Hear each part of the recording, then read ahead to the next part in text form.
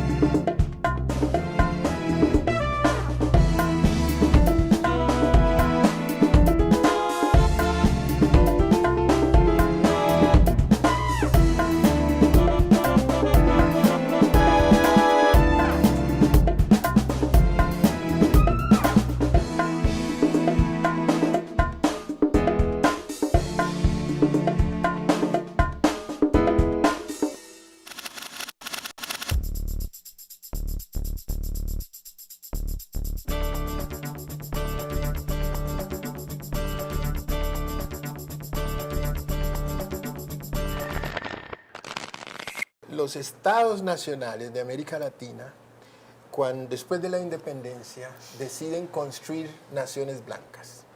Entonces comienzan a forjar una ideología que yo digo que se caracteriza por tres cosas.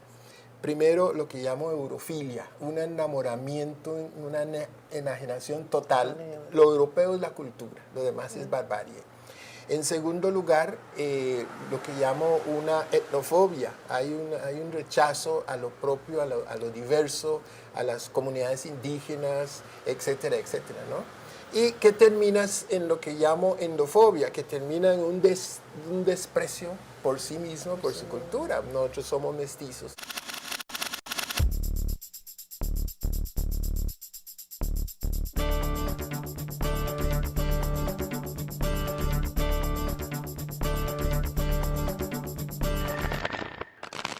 La historia de colonización americana tiene un hecho muy concreto, que es la exterminación del sujeto indígena.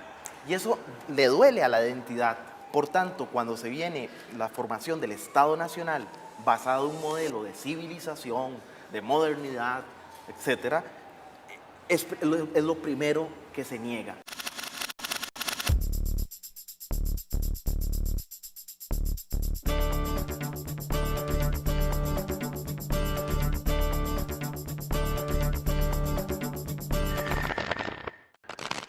La identidad también es eso. Usted le pregunta a un mayor, ¿qué es ser bribri? Te va a decir él, la persona que habla su idioma, que conoce su cultura, que sabe su clan y su origen, ¿verdad? Muestra voto bello, como Dios te hizo, ¿verdad? Eso sería, digamos, como la identidad de uno. Podría leerse ahí también como una justificación de la invasión de los Estados Unidos a nuestros pueblos.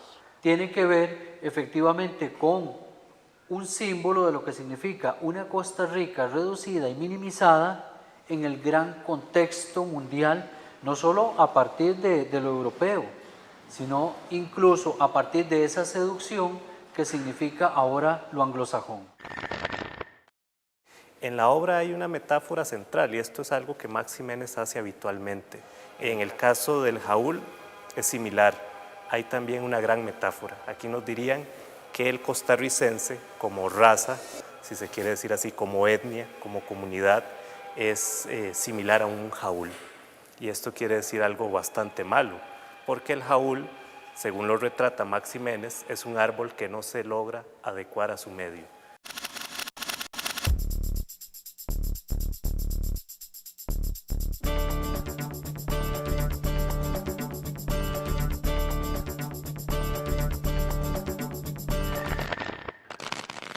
¿Cómo deberíamos entender la noción de invención?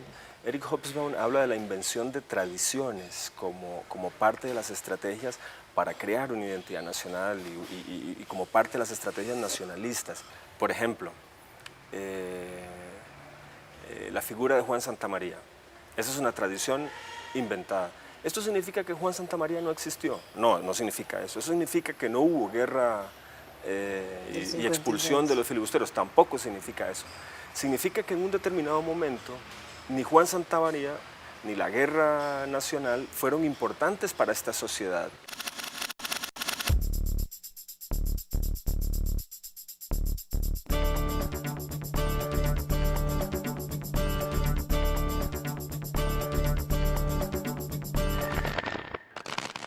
La cédula nace aquí en Costa Rica hacia más o menos en los años 20 y tenía nada más una función electoral, o sea, identificar al ciudadano elector. Era más o menos una tarjeta de 3 pliegos, no tenía foto. Con esta generación literaria la palabra también se parte. Una parte de la palabra es política, la otra parte es literaria. Esta generación le enseña a articular literariamente la palabra política. Y ese yo creo que es el gran mérito de Carmen Lira. Enseña a escribir. Bananos y hombres. Bananos y hombres. Y en ese orden, bananos y hombres, porque para la compañía eran más importantes los bananos que las personas, la compañía bananera. Y entonces eso evita que nuestra literatura caiga en el panfleto. Lo cual retoma Calufa.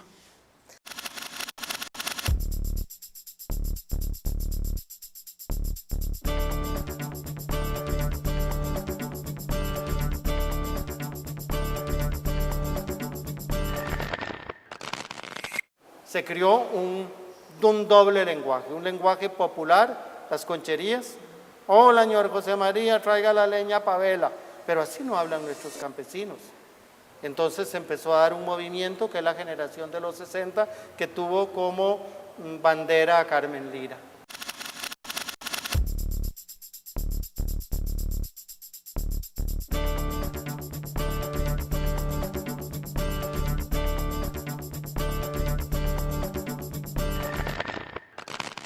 Efectivamente, Jorge de Bravo es una referencia en el desarrollo de la literatura costarricense contemporánea, de eso no tengo ninguna duda. Principalmente por 2 razones, porque era un ejemplo de un poeta que quería replantear la manera de hacer poesía en nuestro medio, en Costa Rica.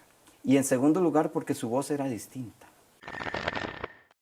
El universo interior con el que está el personaje, por lo menos a mí me invita, ¿verdad? Y aspiro a que eso pueda ser entendible, ¿verdad? Aspira a que el gran esfuerzo que hay que hacer no es hacia afuera, es hacia mi propio interior.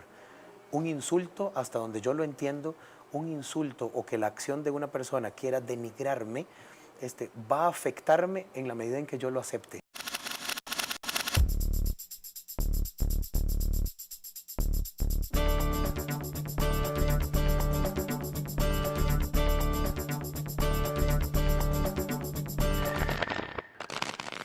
Después viene el partido, que es un momento, digamos, que introduce la dimensión del azar. ¿Y qué es lo que esperamos que ocurra en ese momento? El milagro, ¿no es cierto? El milagro de la realización, digamos, que contra todos los pronósticos, nuestro equipo gane, ¿no es cierto? Y si no gana, que por lo menos pierda dignamente. Exacto. ¿No es cierto?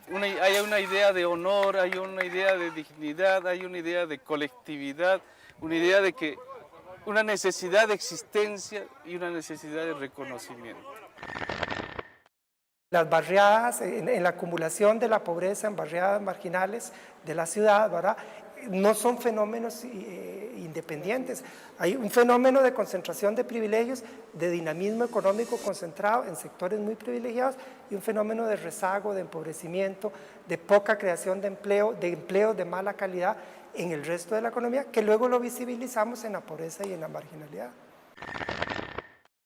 Llegué al basurero cuando no lo habían maquillado, cuando era todavía un basurero a cielo abierto, y estuve ahí observando a cierta distancia, una distancia prudente, estuve observando esto y lo que pensé fue, si tengo que volver acá para escribir, prefiero no escribir nada. Pero eso es, si se quiere, también una experiencia necesaria, pero para convertirla en otra cosa. Como todo escritor, no puedo obviar mi circunstancia, y mi circunstancia donde ha habido prejuicios, donde ha habido un proceso de construcción lenta de mi propia identidad, que todavía está incompleta, pero está en formación, como toda identidad alterna a la del patriarcado. Me ha llevado entonces a incluir mucho de temática homosexual dentro de mi literatura.